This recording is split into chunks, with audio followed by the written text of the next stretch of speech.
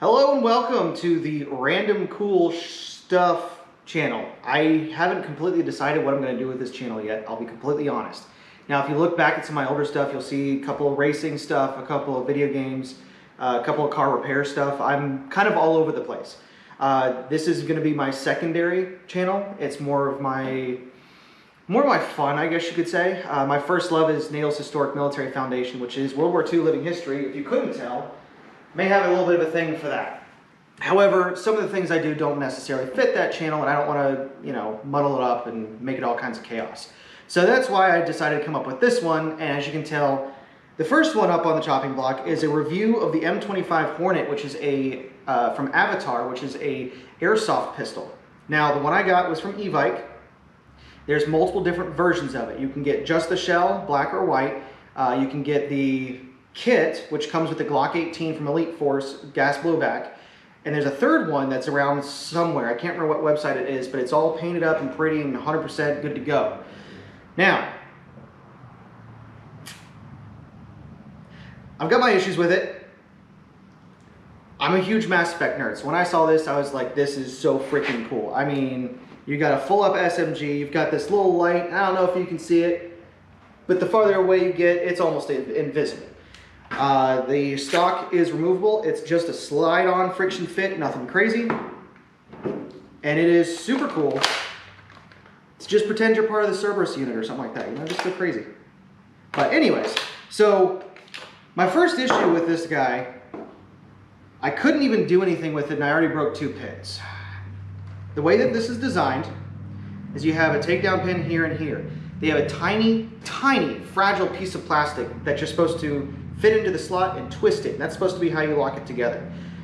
Well, one of them broke before I can even open the case. The second one lasted about 5 minutes before that one was completely useless. They are too loose to just be a friction fit. Doesn't work. So I ended up going to Lowe's and picking up 2 barrel pins, I believe is what these are called. One side is a flathead or flat face and the other side is a flathead. That's how I managed to make it work. They just happen to be almost perfectly sized. So that was my first major issue. The second was the mag release.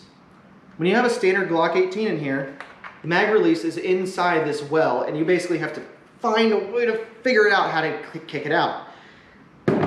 If you're trying to reload quickly, it's not going to happen because it's just so far in there. And with this, you have to make a full Mass Effect kit and that's going to require gloves, reduces dexterity. You can't reach it. Just not going to happen.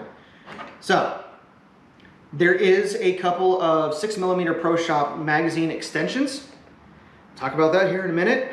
Holy crap. It's not built for this pistol, I hope. Let me put it that way.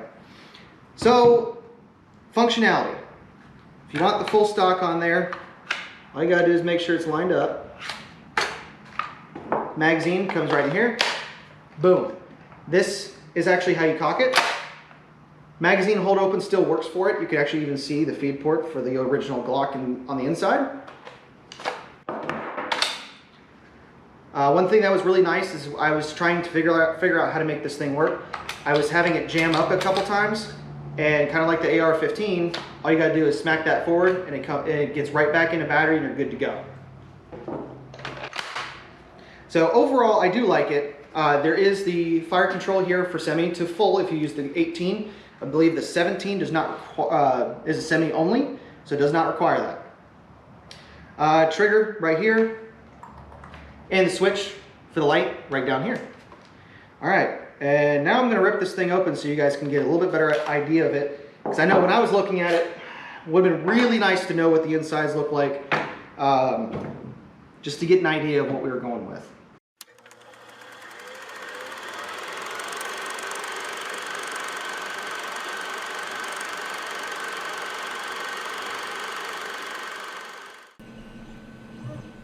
These are the internals of the M25. As you can see, I modified it just a slight bit. The battery for the LED light, which is a bit gimmicky, sure, but it's awesome. The battery holder itself is pretty loose. I had to bend the tab back in and also use a little bit of spacers just trying to make sure that it makes contact, otherwise it constantly cut out, flickered, or didn't even turn on. Now it's good to go. and we can move on from there. This section right here is the trigger bar. It actuates the trigger, as you can see. That's the slide portion up there. That's the cocking lever. It goes into the slide grills, or I'm sorry, the slide grooves and around the rear sight, and that's how it connects to the pistol. I added a little bit of tape right here because of the fact that the way that it was aligned was just not conducive. I spent a ton of time getting this thing to run right. The way it's designed is awesome, but the top of the slide grips onto the shell and it causes a drag, as well as it hits up on the recoil guide rod. There's a lot of looseness in the magazine well, the grip well, and you'll see that I put a little bit of tape on there. In the box, it comes with the spacer that you can use to minimize some of the magazine wiggle, but the Elite Force is way too thick with it, so don't bother using that out of the box. I also put in extra tape on the far side of the magazine well, and that kind of made it so it was tighter in the magazine grip. Why did I do that? Is because the magazine release was actually starting to hit the other side of the shell, so that made the magazine release almost impossible at that point. Now, this is the 6mmproshop extended magazine release for the Glock 17 and 18. There was a couple options, and it's two pieces. The one side looks just like the stock magazine release, but it's a little bit shorter, and then you have the extra piece that screws into it from the other side. This took a ton of time in order to fit this. The piece that grips the magazine right about here wouldn't catch the magazine. It was entirely too tall. None of the magazines I had would catch. I had to file that part down. I had to file the sides and the back in order to make sure that this thing actually fit. And it took approximately 2 hours, I believe it was, using a Dremel, drill bit, etc. So the third piece I didn't really care for. It is on the inside of the pistol. There's a spring that holds the tension on the magazine release. It's just a little metal rod, but there was nowhere for it to go at all. I don't know what it was intended, what the intended design was, but I had to completely redesign it myself in order to get the thing to even fit inside the gun. It's okay. I feel like it should have been a different, I really hope it was a different pistol that this was designed for, but anyway, next step is going to be up here on the top to file the shell down on the top of the slide and also where the guide rod hits. As of right now, it works really well, but that will hopefully make it so it's a lot more reliable, and it doesn't catch and drag and cause problems that way. As you can see here, there's a hinge that's how you open up. I'm not sure how I feel about it. I think I would rather maybe another screw or something there, but it does keep alignment better overall, and maybe a little bit more structurally sound down there.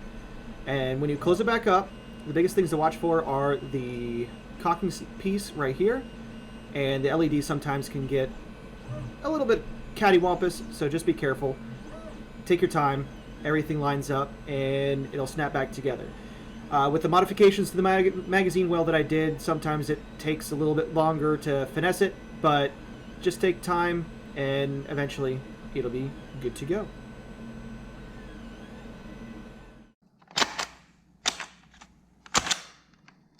Making a liar out of me now. There we go. And that's how it works.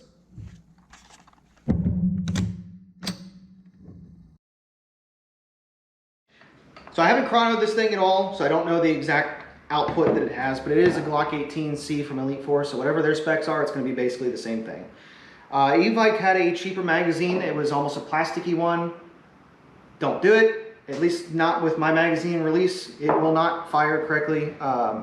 It doesn't fit right. Something's not right with it. I don't know what. I ended up returning it before I went too far in depth into it and voided my return policy.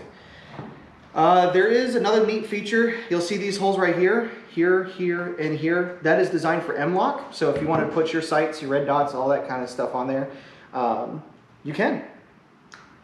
Honestly, I love the aesthetic.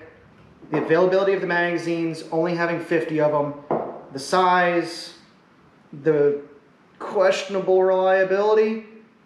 I can't really say that this is a great primary weapon. I would love to, really would, but I really can't. What I meant with the size is, like, if you try to put this on a thigh rig, holy cow, that thing's a monster. It basically covers the entire outside of my thigh. And if you put the stock on there, that's, yeah, not going to happen.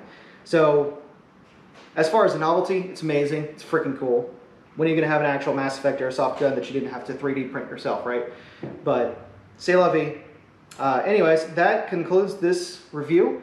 I even throw in a free extra of the 6mm Pro Shop extended mag release for the Glock.